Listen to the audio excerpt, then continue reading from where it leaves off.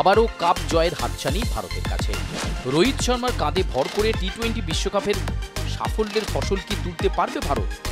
জানিয়ে এখন টান টান উত্তেজনা গোটা ভারতবাসীর মনে, বলা ভালো ক্রিকেট প্রেমীদের মনে। কিন্তু আইসিসির এক আজব আইন ভাবাচ্ছে অনেককেই। বৃষ্টির সম্ভাবনা রয়েছে বিশ্বকাপ ফাইনালের ম্যাচে, ফলে যদি রিজার্ভ ডেও বৃষ্টির কারণে ভেস্তে যায় তাহলে দক্ষিণ আফ্রিকা চ্যাম্পিয়ন হয়ে যাবে। কি বলছে আইসিসির আইন?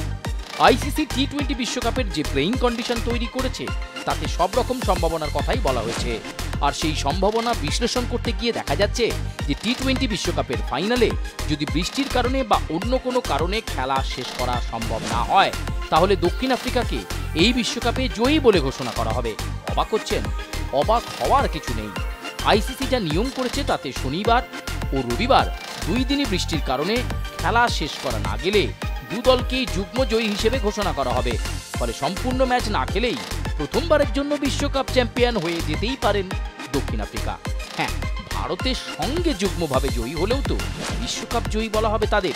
ইতিহাসে লেখা থাকবে দক্ষিণ আফ্রিকা প্রথম বিশ্বকাপ জিতেছিল 2024-এর টি-20 বিশ্বকাপে।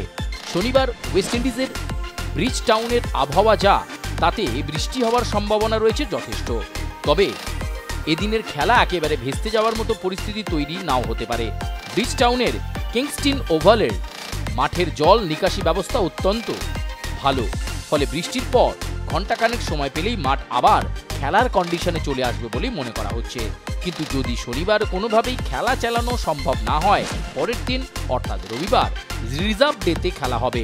কিন্তু যদি রিজার্ভ ডেতেও বৃষ্টির কারণে খেলা না হয় তাহলে না খেলেও বিশ্বকাপ চ্যাম্পিয়ন হয়ে যাবে দক্ষিণ আফ্রিকা।